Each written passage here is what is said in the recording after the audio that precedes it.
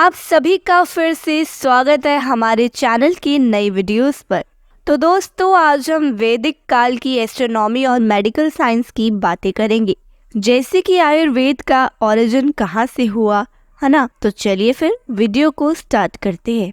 तो सबसे पहले हम बात करेंगे वैदिक एस्ट्रोनॉमी की। जैसा कि आप सब जानते होंगे कि वैदिक काल की स्टार्टिंग में लोगों का मेन ऑक्यूपेशन था एनिमल हस्बेंड्री। सभी लोग एनिमल पर ही डिपेंडेंट थे, जानवरों पर ही डिपेंडेंट थे। पर लेट वैदिक पीरियड्स के आते आते एनिमल हस्बेंड्री के साथ एग्रीकल्चर भी स्टार्ट हो गया। और जब एग्रीकल्चर की स्टार्टिंग हुई तो उसके लिए एक कैलेंडर को भी बनाना काफी जरूरी था, जिससे कि फसल उगाने का सही टाइम, काटने का सही टाइम और बाकी की एग्रीकल्चर एक्टिविटीज को पता लगाया जा सके।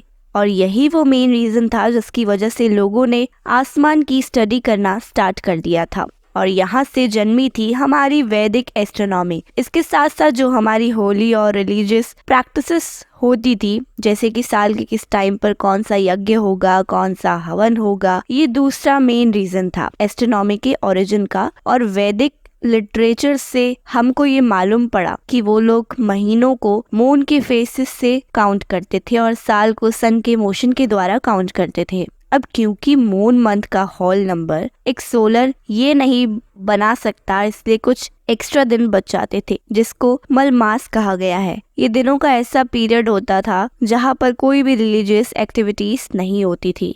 साल को 2 हिस्सों में डिवाइड किया गया था। पहले उत्तरयाना, जब सूर्य नॉर्थ की तरफ हो, और दूसरा दक्षिणाना, जब सन साउथ की तरफ मूव कर गया हो। वो लोग समर विंटर सेलेस्टियल को भी आइडेंटिफाइड कर सकते थे। इनफैक्ट यजुर्वेदा में ये बताया गया है कि एक साल में 12 महीने होते और 6 सीजन होते हैं, जिनको ऋतु कहा गया है। और वैदिक नामों के हिसाब से उन ऋतुओं का नाम है बसंत ऋतु, ग्रीष्म ऋतु, वर्षा ऋतु, शरद ऋतु, हेमंत ऋतु और शीत ऋतु। साथ ही साथ उन्होंने लगभग 27 तारों के नाम भी रखे और उनको सन और मून के पाथ की भी पूरी नॉलेज थी। यहाँ तक कि हमको जुपिटर और वेनस जैसे प्लैनेट का भी जिक्र देखने को मिलता है। हाँ, एक बात जरूर है कि वैदिक पीरियड में कोई भी नाटल एस्ट्रोलॉजी मौजूद नहीं थी। नाटल एस्ट्रोलॉजी मतलब कि जन्म वाली एस्ट्रोलॉजी। जब इंसान का जन्म होता है तो जो एस्ट्रोलॉजी बनाई जाती है उसको कहते हैं नेटल एस्ट्रोलॉजी। तो वैदिक पीरियड में कोई भी नेटल एस्ट्रोलॉजी मौजूद नहीं थी। उन लोगों का यही मानना था कि इंसान की लाइफ उसके जन्म से ही प्री डिसाइडेड होती है। अब इसके बाद आती है मेडिकल साइंस। वैदिक पीरियड्स की स्टार्टिंग में तो नहीं, लेकिन लेट वैदिक पीरियड्स में मेडिकल साइंस में काफी ज्यादा एडवांसमेंट हुआ।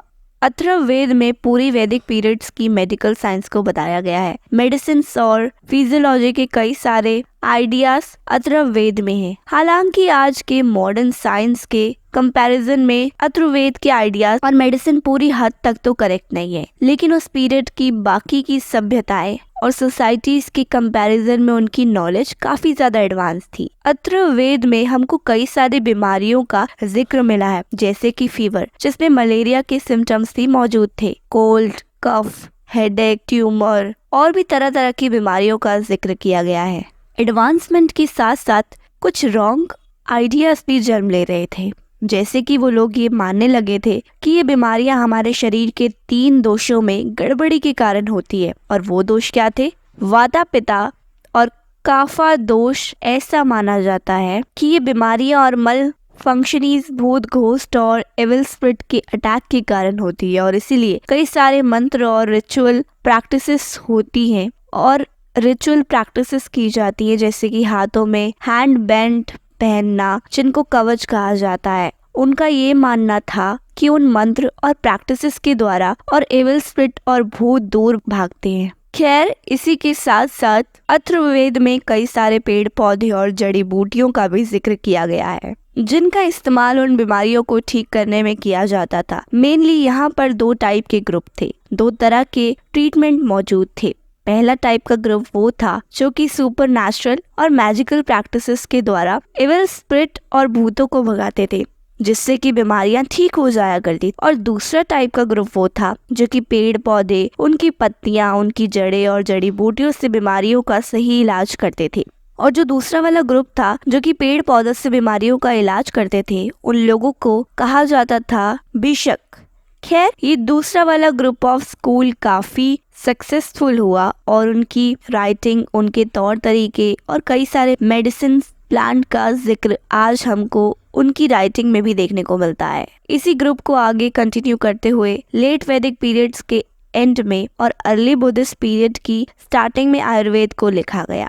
वही आयुर्वेद जिसका नाम आज हम सुनते हैं। अब कुछ लोग मानते हैं कि आयुर्वेद अथर्ववेद का हिस्सा है और कुछ लोग ये मानते हैं कि ये हमारे वेद का अलग हिस्सा है। खैर, जो भी हो, आयुर्वेद को 8 चैप्टर्स में डिवाइड किया गया है, जिस पे मेडिसिन, सर्जरी, आँख, कान और नाक की ट्रीटमेंट, गले के डिसीज, साइकोलॉजिकल और मेंटल प्रॉब्लम, बच्चों की ट्रीटमेंट, पॉइजन, जहर और उनके साइड इफेक्ट्स, दवाइयों की प्रिपरेशन और उनकी केमिस्ट्री और सेक्सुअल डिसीज का भी ट्रीटमेंट, सब कुछ आयुर्वेद में मौजूद है। इस बात से ये अंदाजा लगा सकते हैं आप कि उस समय हमारी मेडिकल साइंस वैदिक पीरियड में कितनी ज्यादा एडवांस रही होगी और इस एडवांसमेंट को और भी ज्यादा हाई लेवल पर पोस्ट वैदिक पीरियड में पहुंचाया गया, जब मेडिकल साइंस का कमान कई सारे ब्रिलियंट फिजिशियंस के हाथों में सौंपा गया, जैसे कि चारक, जीवक, इनके हाथों में सौंपा गया। उनमें से एक लीडर थे सुश्रुत। उस एडवांसमेंट की बात हम आगे आने वाले वीडियोस में करेंगे, लेकिन no doubt Ayurveda medical science की उस एडवांसमेंट को रिप्रेजेंट करती है, जिसका सबूत आज हमको देखने को मिलता है, क्योंकि आज भी आयुर्वेद हमारी मेडिकल साइंस की फील्ड में भी प्रीडोमिनेंट है। आज के समय में भी आयुर्वेद का इस्तेमाल काफी बड़े लेवल पर किया जाता है। इसी बात से आप वैदिक एज की मेडिकल साइंस एडवांसमेंट का आइडिया लगा सकते हैं और आयुर्वेद इंडिया की ऐसी गिफ्ट है जिस पर हर एक इंडियन को प्राउड फील करना चाहिए। इसके बाद आता है वैदिक एज का फिलोसफिकल कंटेंट, यानी कि वेदास का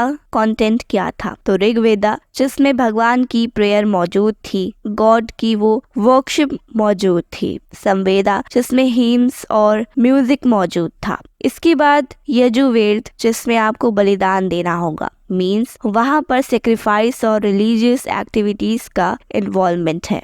और फाइनली अथर्ववेद, इसमें मेडिसिन और मेडिकल साइंस का जिक्र है। तो वेदास का कंटेंट क्या है? मेनली गॉड के वर्शिप करने के तरीके उस समय के मेन गॉड थे अग्नि, वरुण, सूर्य और इंद्र। मतलब उन भगवानों की पूजा ज्यादा होती थी जो कि बदले में उनको कुछ प्रोवाइड करते थे, जैसे कि सूर्य यानी कि सन की एनर्जी, वरुण हवा की ऐसी अग्नि यानी कि आग। मतलब उन गॉड्स का जिक्र आपको ज्यादा दिखेगा जो कि बदले में आपको कुछ एनर्जी प्रोवाइड करे। और इस बेसिस पर हिस्टोरियन ऋग्वेदिक टाइम के लोगों की थॉट प्रोसेसर के बारे में काफी एसेंशियल कंटेंट मिलता है और यही वजह है कि ऋग्वेद के सॉन्ग और पोयम में नेचर और नेचुरल फिनोमेना के बारे में आपको काफी हेल्दी रिलेशन मिलेगा।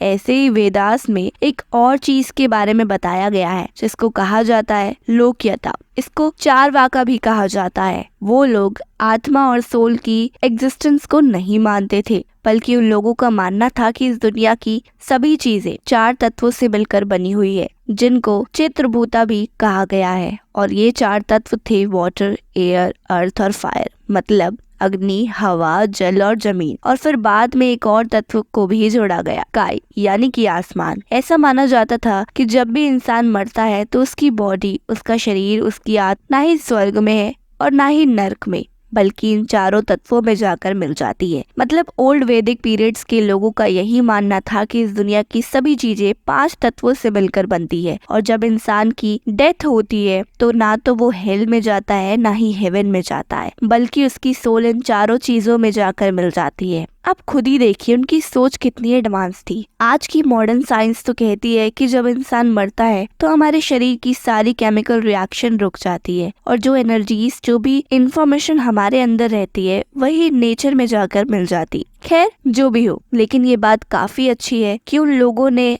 अपने आसपास की चीजों को, इस दुनिया को नेचुरल फिनोमेना और मटेरियल प्रोसेसर समझने की कोशिश करी। लेकिन लेटर वैदिक पीरियड्स के आते आते ज्यादातर रिचुअल प्रैक्टिसेस होने लगी थी, जैसे कि यज्ञ, इविल स्पिरिट, आत्मा, भूत, सब रिचुअल प्रैक्टिसेस स्टार्ट हो चुके थे। हाँ, बट काफी ज्यादा एडवांसमेंट भी हुआ था।